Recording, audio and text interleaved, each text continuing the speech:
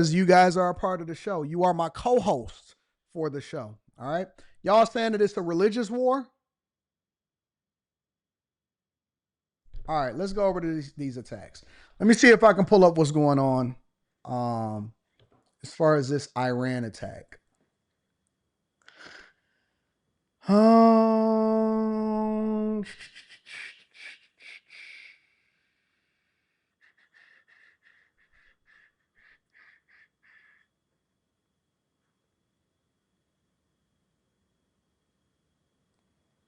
Give me a second. I want to make sure I pull up the right thing.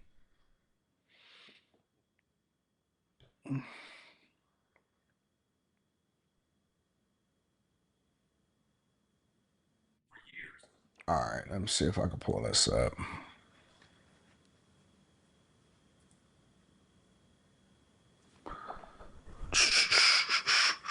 Let's pull it up. Let's pull it up.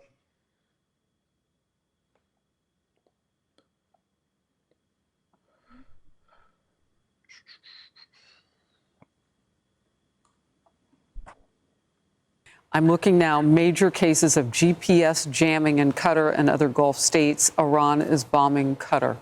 Let's bring in now Chief National Security Correspondent Jennifer Griffin at the Pentagon. You and I started talking about this about more than an hour ago now. Are we where your sources are telling you that we thought we'd be? Have we gone someplace that we're at least prepared to deal with? Well, Harris, right now, what we can tell from open source reporting on Twitter, you can see imagery of about what we're told from Israeli sources are 6 ballistic missiles that have been fired from Iran towards Qatar. As you know, as we discussed, the Al Udeid base, the largest U.S. Base in the Middle East, is about 40 miles from the capital of Qatar, from Doha. You can see the night skies over Doha right now, and there are explosions in the air. Some of those may be air defense missiles, Patriot missiles, trying to intercept those ballistic missiles. We have no indications of impact at this point. As you and I discussed before, there were satellite images from last week of Al Udeid, where the U.S. normally has a large number of transport planes, refueling planes, that those tarmacs had been emptied of those warplanes. But Al Udeid normally would have 10,000 U.S. troops based there. There had been warnings to U.S. embassy staff to shelter in place and at other embassies across Doha.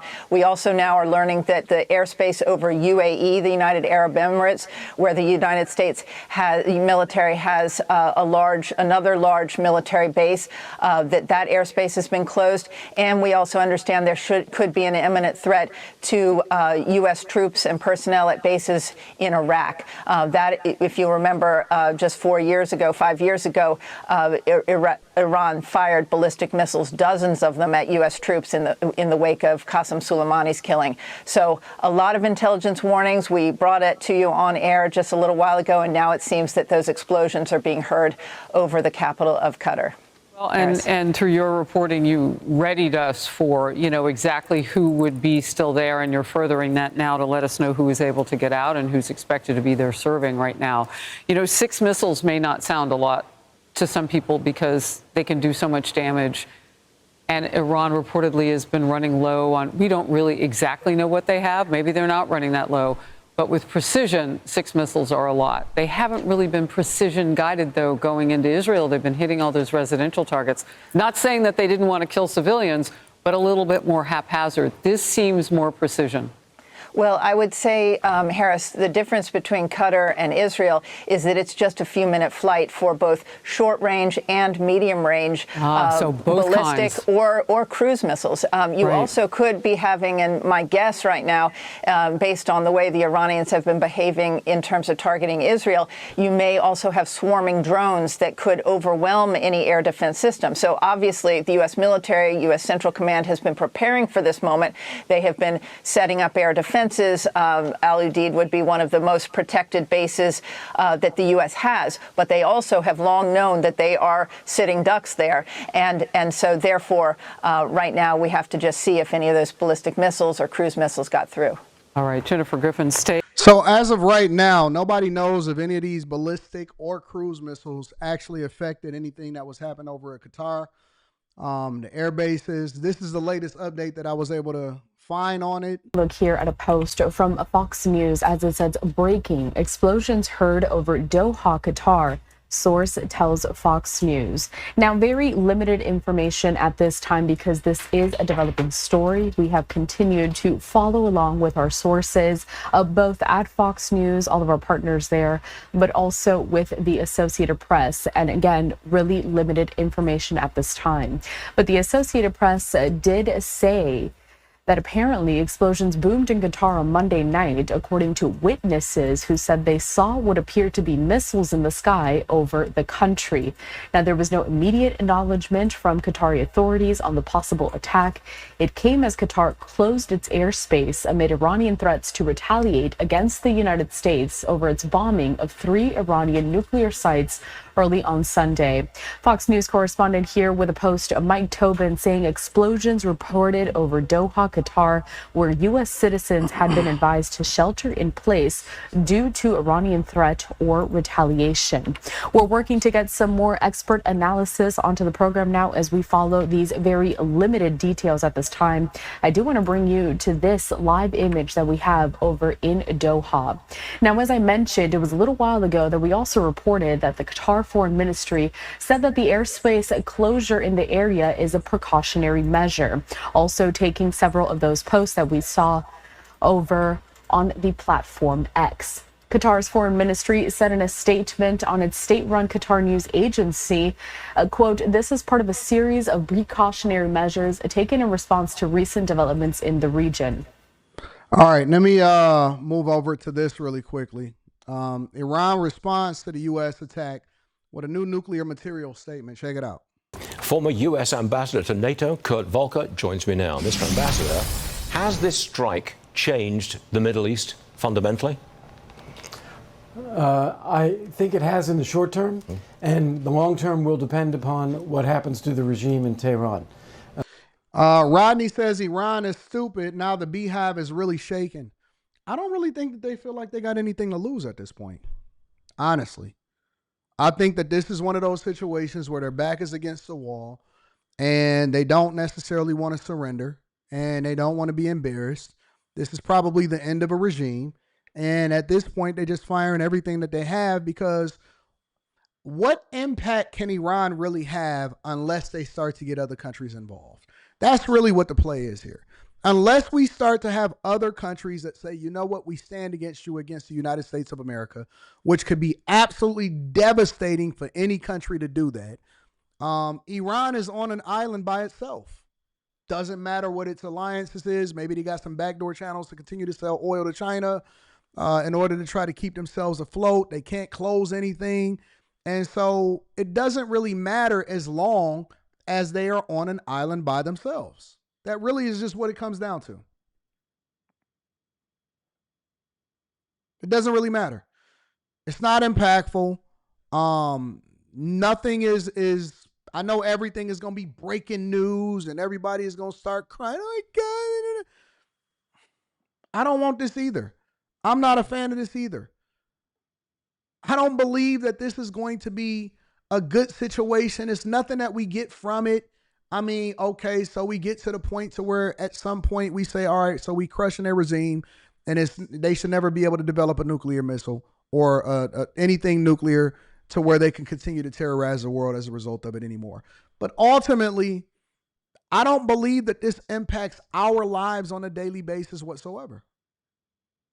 I don't. I feel bad for the people over in Iran because I don't think that they're necessarily a reflection of the regime. But unless you get another country, a significant country involved that can stand against the United States of America, which I don't believe that anybody will, they're just going crazy at this point. They're doing anything that they can to show some level of strength, to show some pulse.